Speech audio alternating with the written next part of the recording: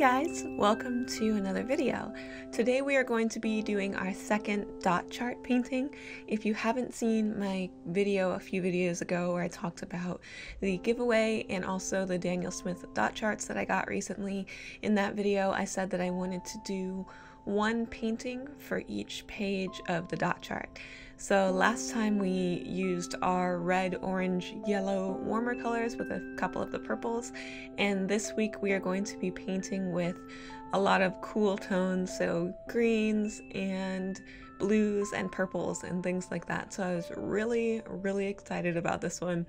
And to be honest, these paintings have kind of been intimidating me mentally, because when I think about the subject matter for what I want to paint for these, I wanted them all to be kind of simpler, abstract faces that I could add lots of different colors to without, having it be too intense or too crazy. But I struggled a lot with specific, poses and angles of the face and how I wanted to do that. It was like really weighing really heavily on my mind. But I went through, it's so funny because I keep going back and forth between going through new reference ideas on Pinterest and going, no, I've saved like a billion pictures on Pinterest for future reference and I use hardly any of them, so I need to look at something I've already saved.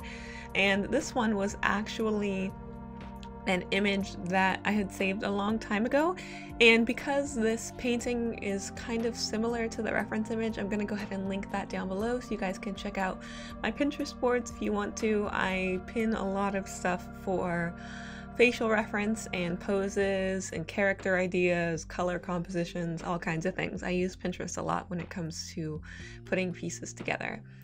And this one was really interesting. It was a lot of fun, and I felt before I started that I would really benefit from doing some color comps of going, okay, what do I want to be bluer? What do I want to be more green? Where do I want to put the purples?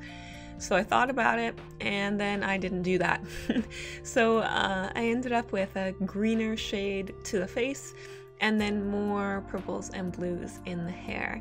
And part of me looking back on it wishes that I had done it the other way around, with more greens in the hair and more blue on the face, but that's okay.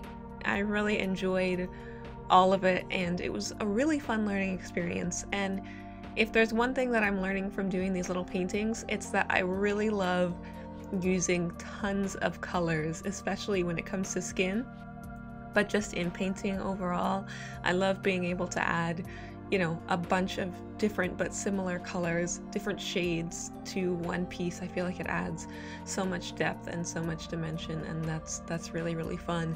And one thing that I didn't even realize until I was like part of the way through this piece was something that I was doing for this painting and the last one that I had never done before with watercolors, and that's the fact that I'm not using a palette. Like, I don't have mixing trays and wells to mix colors in. I was just going straight from the dots onto the paper, which is something that normally would seem completely terrifying and I would never want to do, but somehow worked out so naturally with these. I mean, it did take more control for me to control my water, so I made sure I had enough water that the pigment wasn't just super dark or super saturated, but it was surprisingly not really difficult, and that really surprised me. I'm so used to having a palette and mixing wells, and really that's partly because I'm so used to mixing my own colors. But it was really surprising when I realized that part of the way through this. It's almost like when you're just walking and then you look down and you realize you're walking on a tightrope like 200 feet up in the air and there's just the ground way beneath you. I just like was painting and all of a sudden I was like, wait, where's my palette? Or there's no ground under here.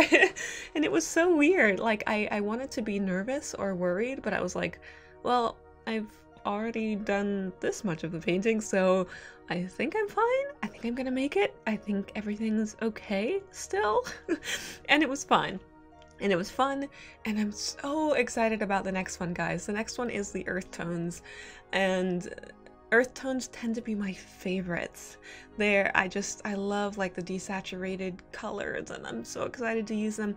So I wanted to ask you guys if you would mind if I actually switched it up for the next one and did a landscape instead of a face. I get really nervous about doing non-portraits or not characters on my channel just because I do that so much and then worry that you guys won't like it if I do anything else. But I really would love some more landscape practice. I love landscapes so much. They're just so beautiful to look at, and the couple that I've been able to put together I've enjoyed so much. So let me know if you guys would like to see a landscape, and I have some ideas that I'd really love to. I'm probably just gonna do it anyway. I really hope that you guys will be excited about that. This paper is weird, guys. This is the Canson Aquarelle sketchbook thing, and it's like $7 or so, and of course you can see here it has those perforated edges, which are really nice, but the paint like slides around on here and it just doesn't absorb paint the same way that I'm used to.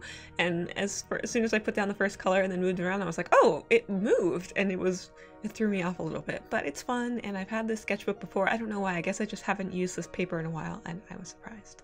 Anyway, here we go. It's a painting. It's done. Yay! Alright guys, thank you for watching and for listening to me ramble as always, and I will see you next week. Bye!